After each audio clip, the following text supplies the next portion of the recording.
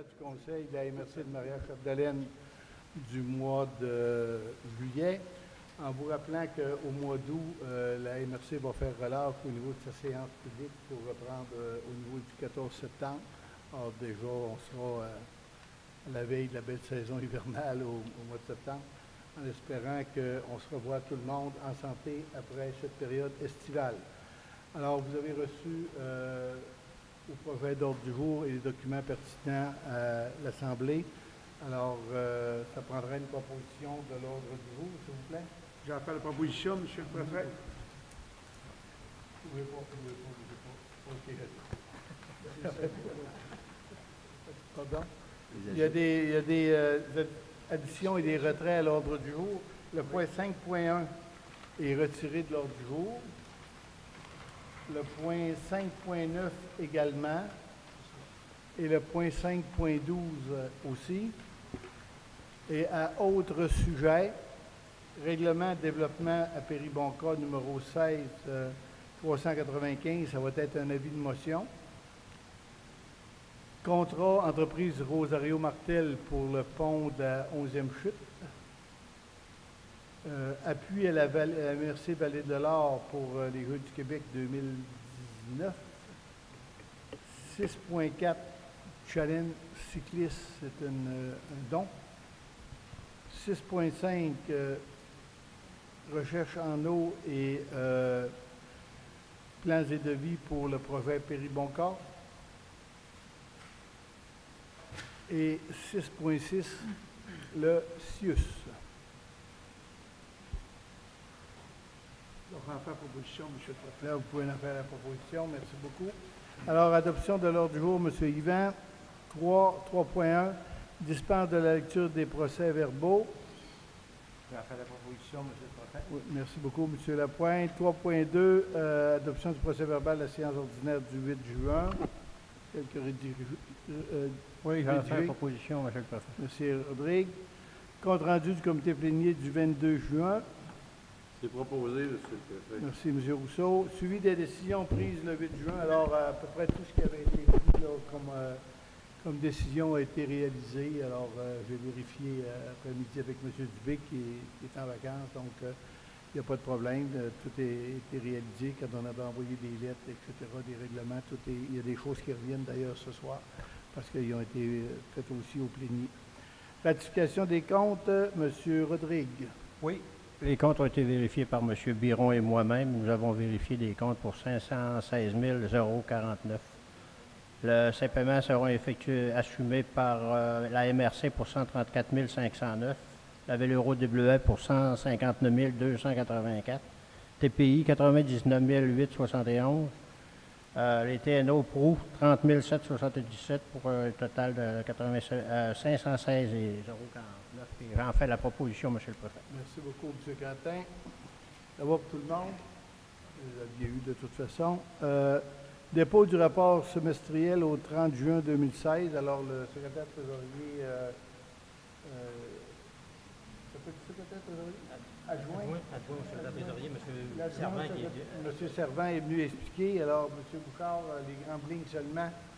Alors, comme mentionné M. le Préfet, les élus ont eu les documents, ils ont eu des explications aussi préalablement.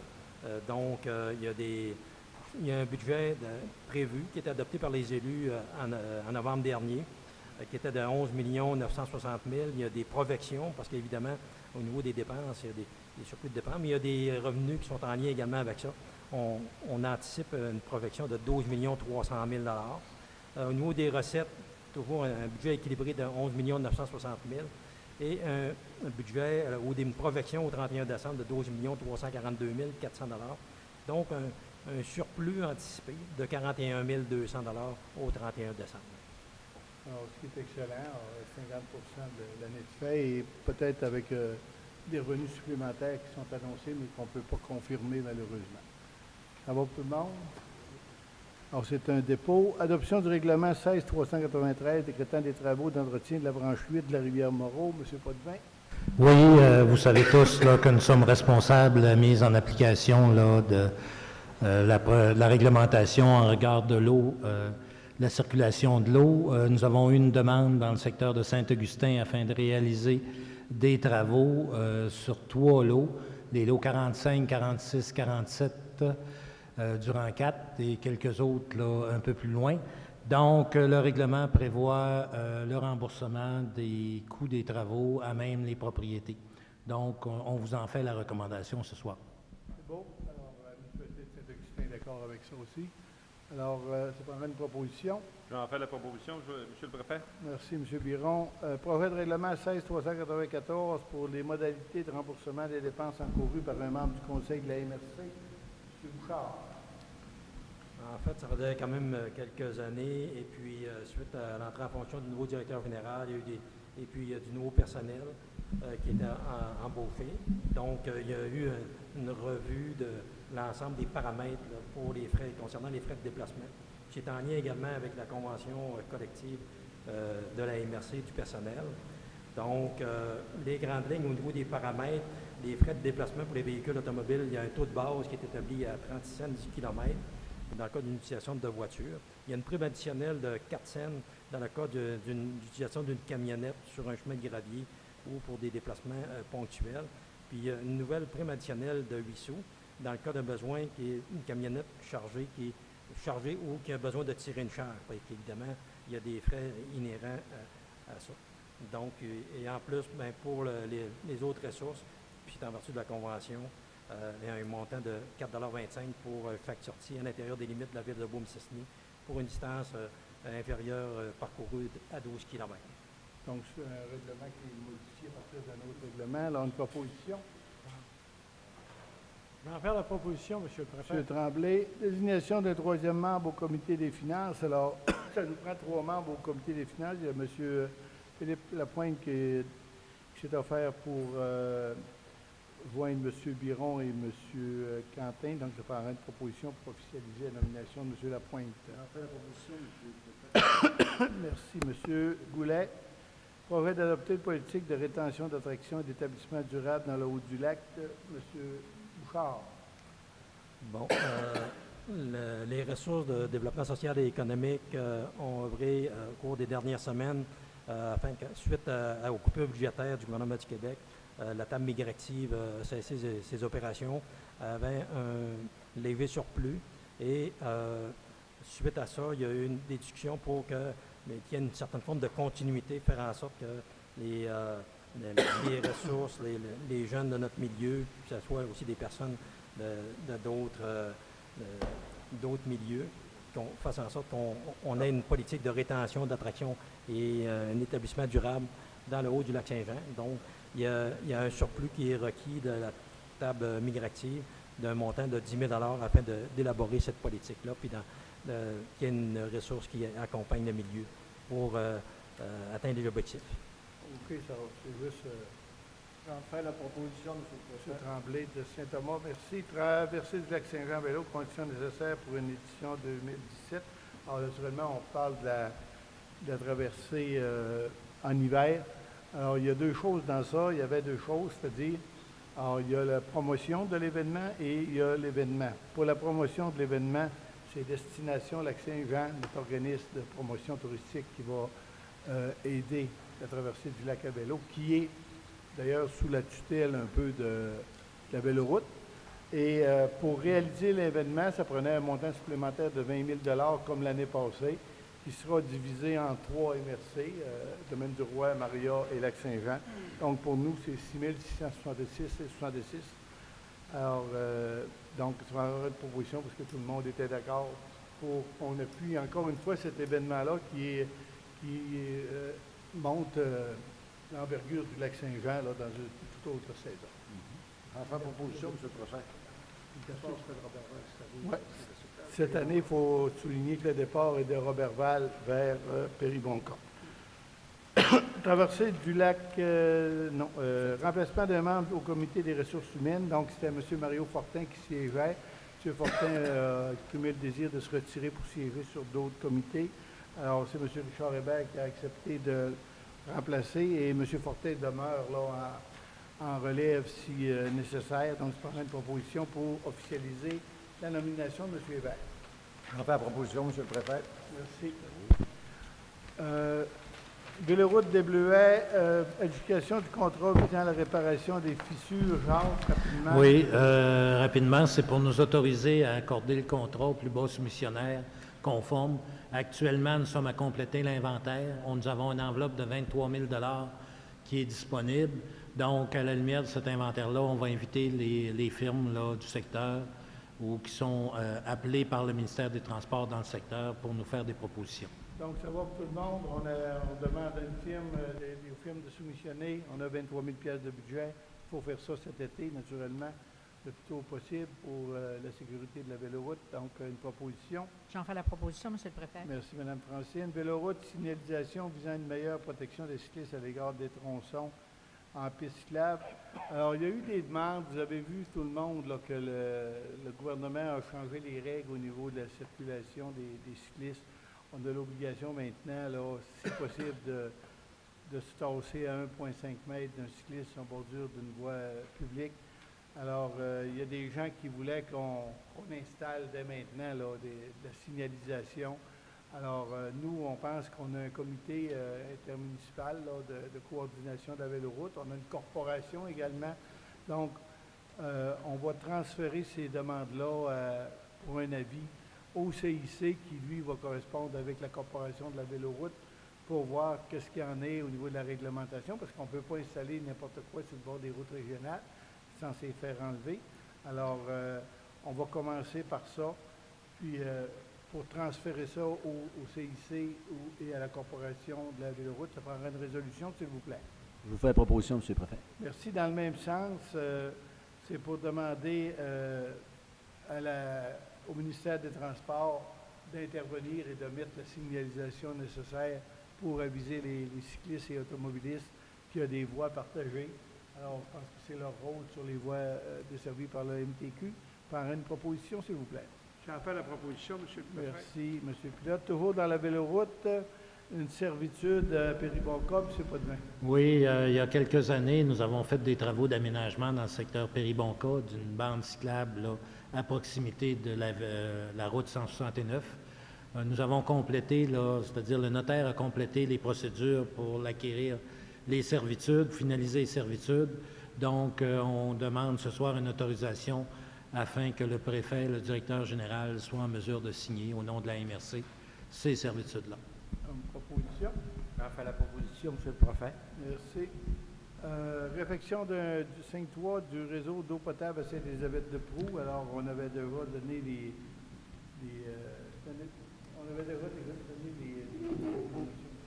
C'est-à-dire que... ça a été discuté en plénier. Donc, ça nous prend des services professionnels visant à la réalisation d'un plan d'intervention. Jacques? Oui, en fait, c'est pour reviser le plan qui avait été fait en 2008. Donc, la firme a changé de nom, mais on vous recommande la même firme qui aujourd'hui s'appelle Stantec, qui nous a fait une proposition à 11 500 $ pour effectuer les travaux. Je vous rappelle que ce genre de travail-là est admissible et sera financé par la taxe d'assises qu'on reçoit, que les municipalités reçoivent. C'est proposé Je vais faire la proposition, par M. M. Quentin. Parc régional des Grandes-Rivières, le plan d'action de gestion PAG. Jacques?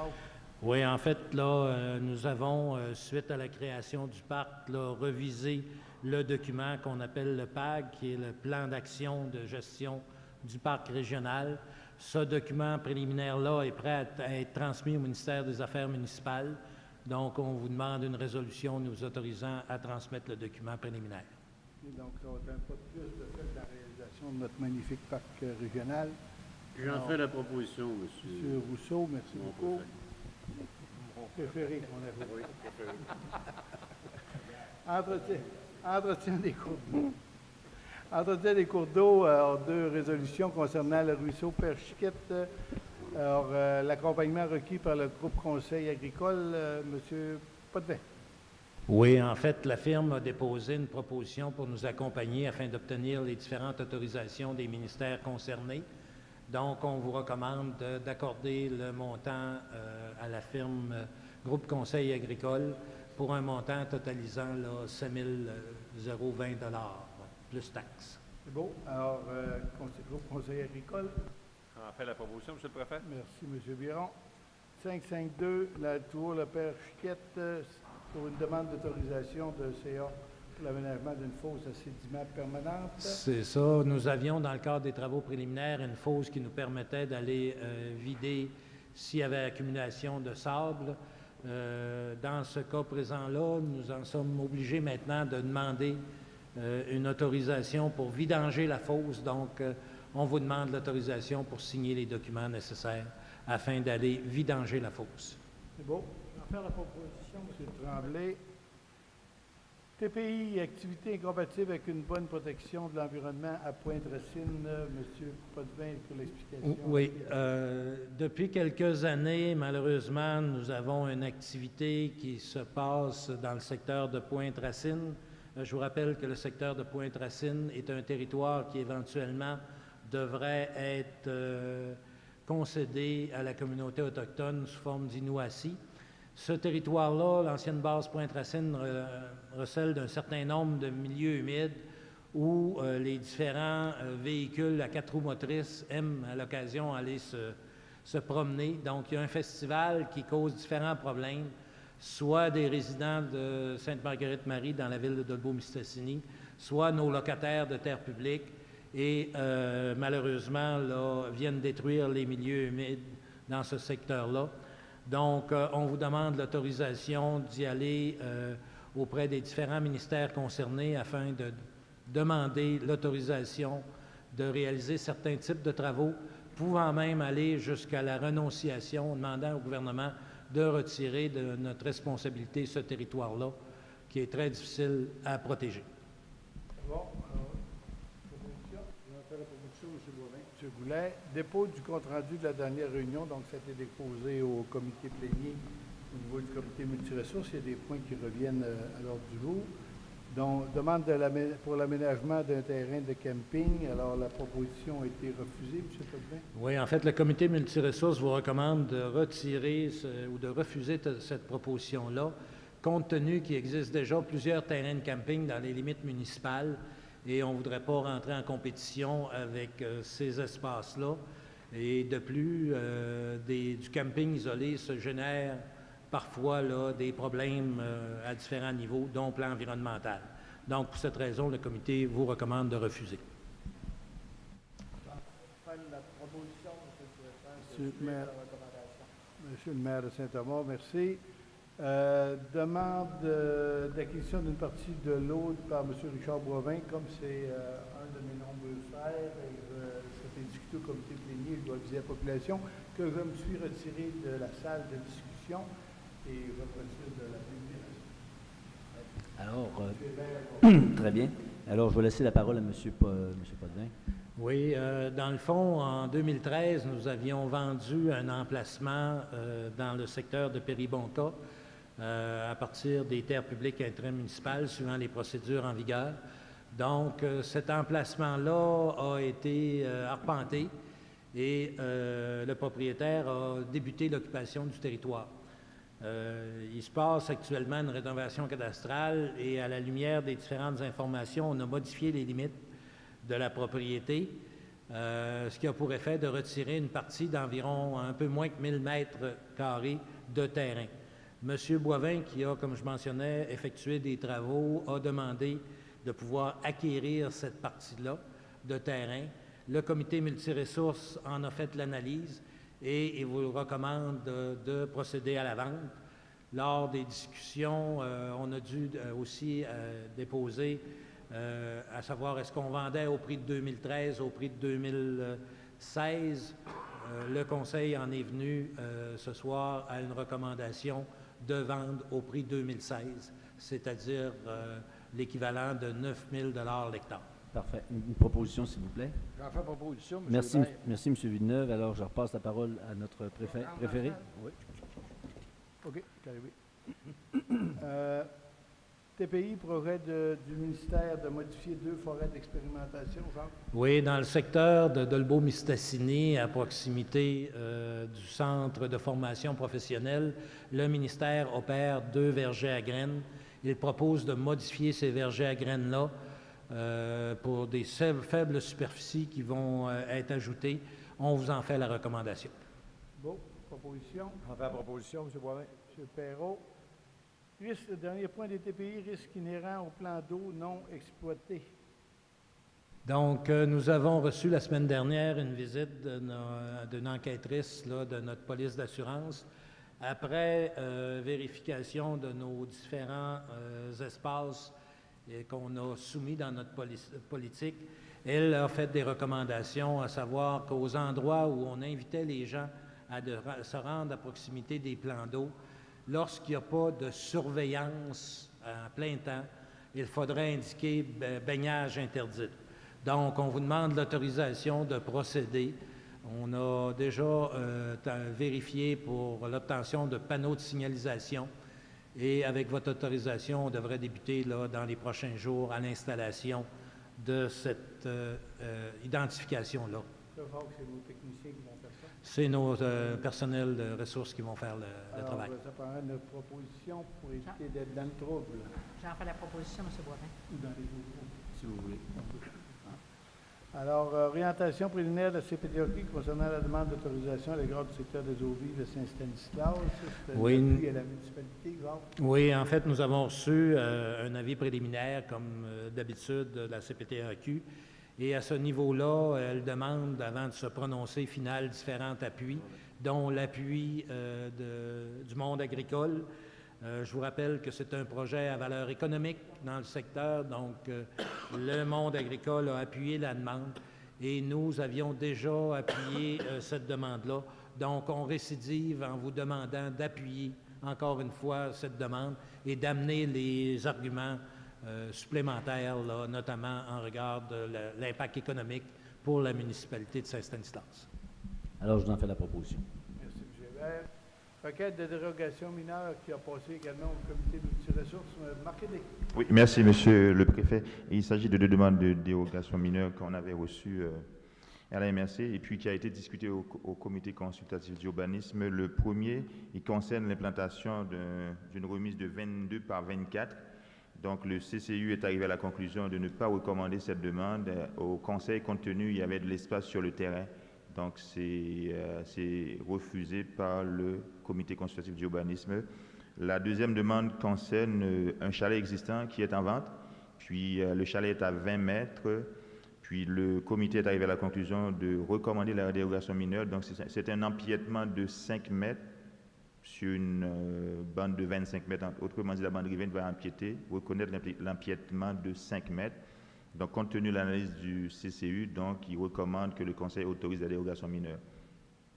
C'est beau. Proposition. Je fais la proposition d'acheter les recommandations, M. Boivin. Merci, M. Pilote. 5.10, consultation du gouvernement québécois au sujet de la stratégie québécoise de l'eau. Jacques. Oui, en fait, le gouvernement du Québec, avant de mettre en place la stratégie québécoise 2016-2030, fait une consultation. Lors de cette consultation, l'organisme de bassin versant a été appelé à faire des commentaires, nous aussi.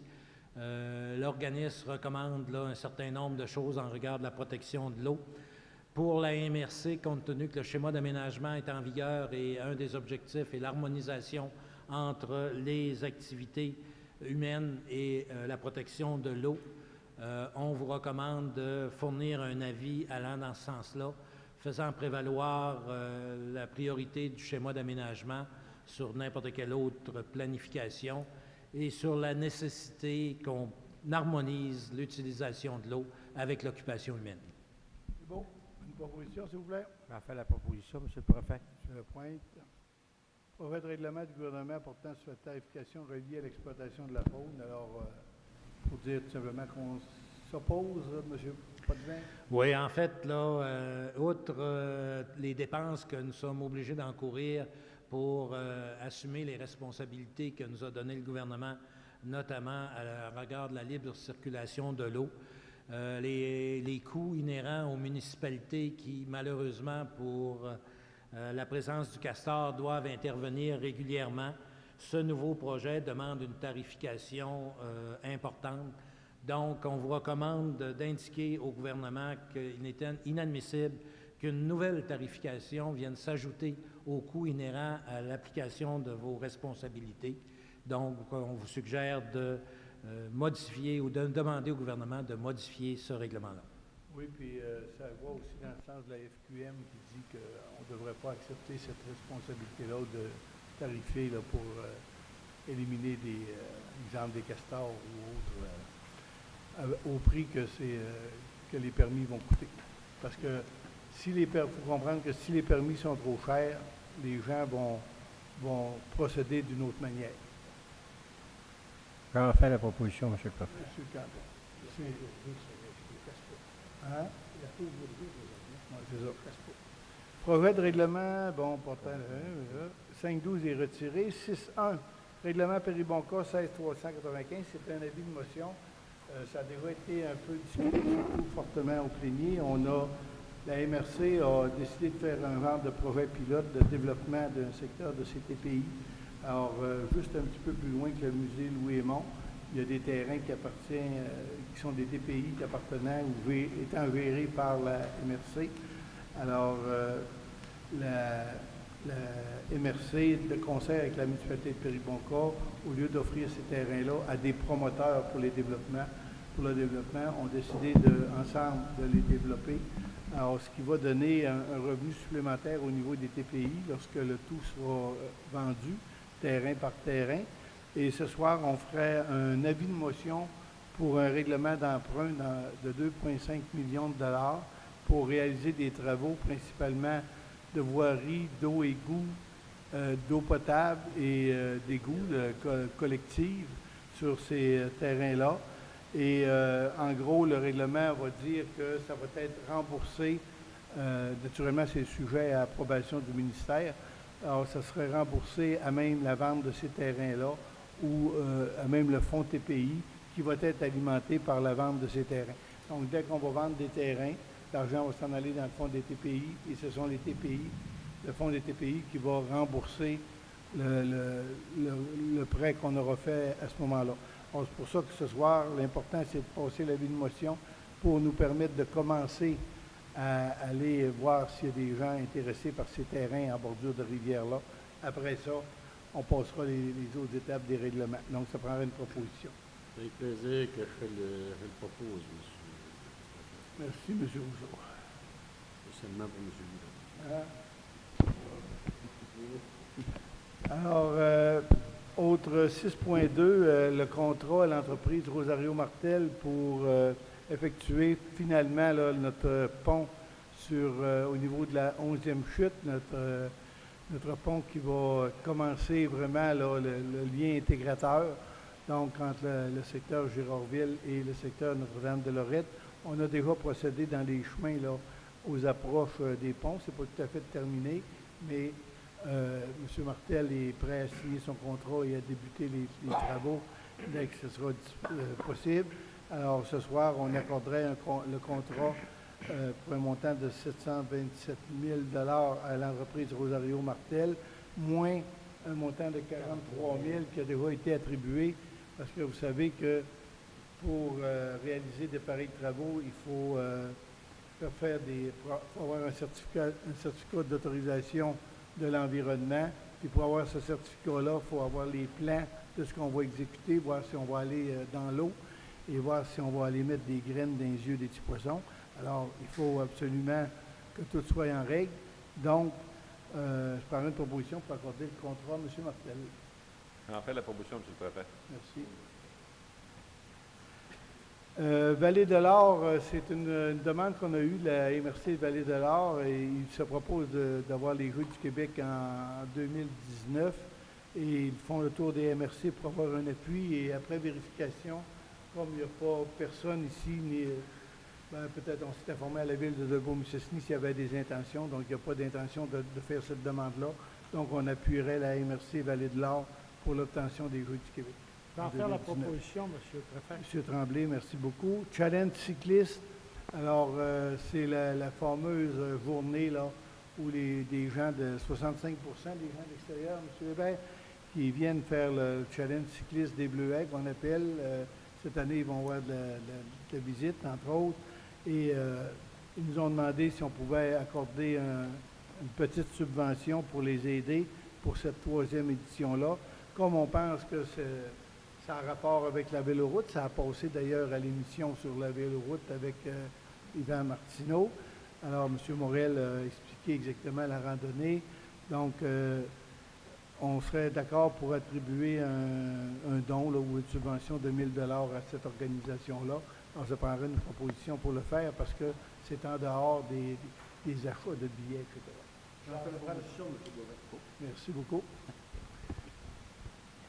La chicane au conseil.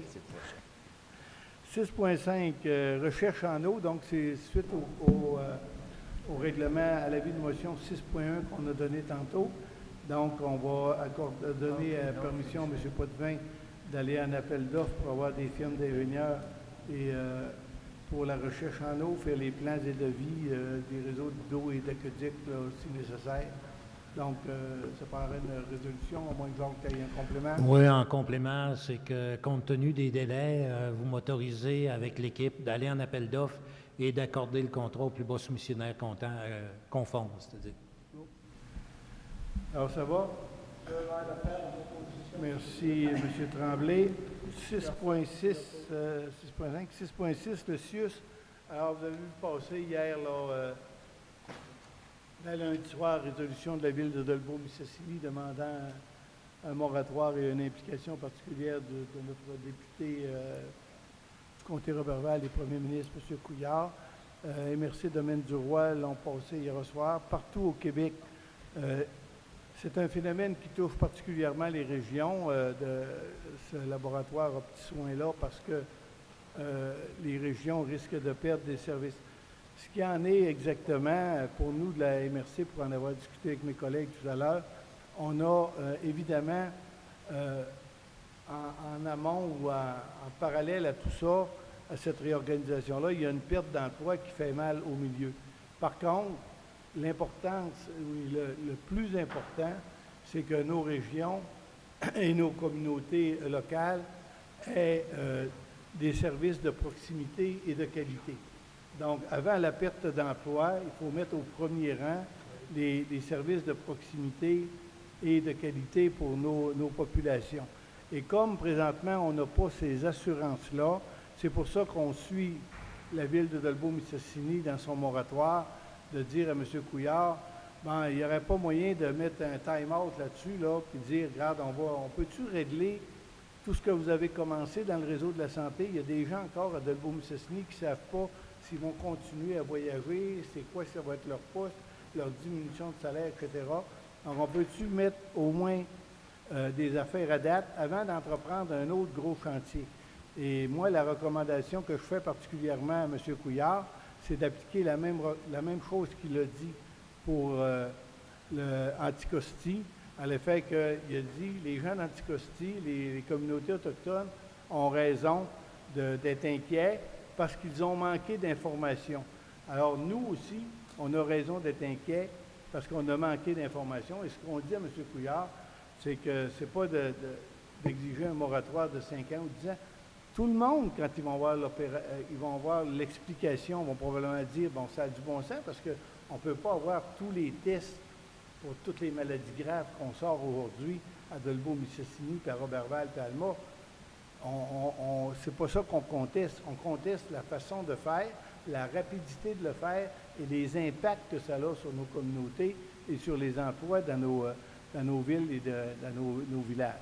Alors, on dit à M. Couillard, pourquoi vous n'imposez pas là, une séance d'information? Dites à Mme Couture de prendre ses vacances, respirer un petit peu, puis de revenir, puis faire des séances de consultation, aller voir les populations pour vous expliquer leur projet. Pas pour se faire dire oui ou non, on doit faire le projet, mais au moins expliquer les conséquences, puis expliquer ça de fond en comble, comme M. Couillard a dit qu'il ferait pour Anticosti au niveau des Autochtones et des populations locales.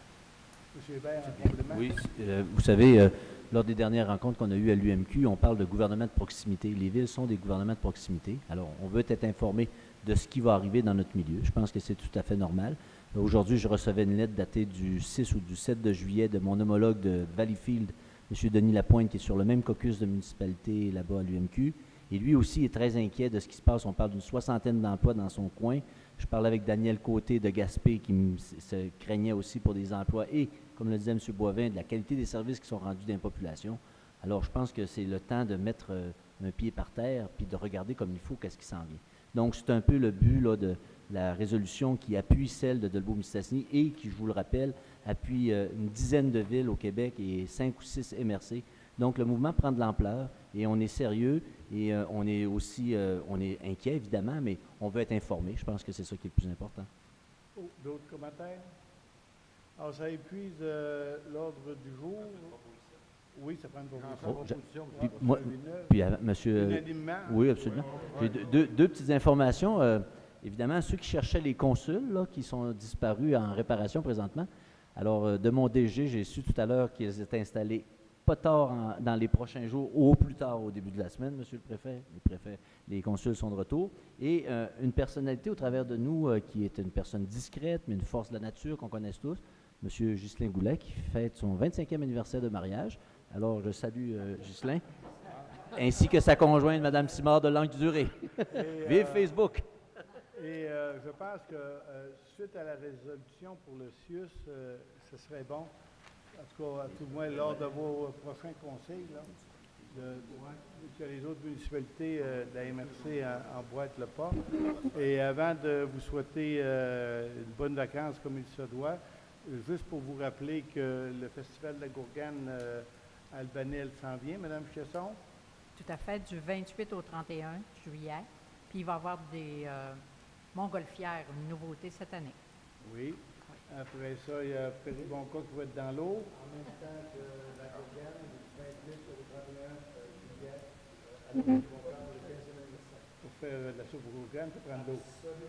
Et le Festival du Bleuet de la capitale mondiale du Bleuet sauvage au début d'août, pour surveiller les premiers. Pendant notre absence. Absolument. Et le marathon du lac à Jim. Marathon du lac à Jim le 15, 16 et 17 juillet. C'est en fin de semaine. 5 à 7 marathons et spectacle de Luc Boulian aussi samedi soir sous le chapiteau. Et de toute façon, j'en profite pour inviter toute la population à visiter les attraits de toutes les municipalités de la MRC. Il y a la pièce de théâtre à Saint-Eugène qui est commencée hier soir. Il y a le théâtre à Beauvert également. Donc, c'est une MRC remplie d'activités, remplie d'attraits. Et si vous voulez savoir qu'est-ce que ça fait des élus durant les vacances, ça mange des fesses de bœuf et ça brunch. Alors, là-dessus, des questions, messieurs les journalistes? Ça va? Ouais, oui, monsieur, après. Là. S'il vous plaît, s'il vous plaît, s'il vous plaît. Est-ce qu'il y a des questions? Non, ça va? Monsieur? Ça va? Alors, merci beaucoup et bon mois de vacances.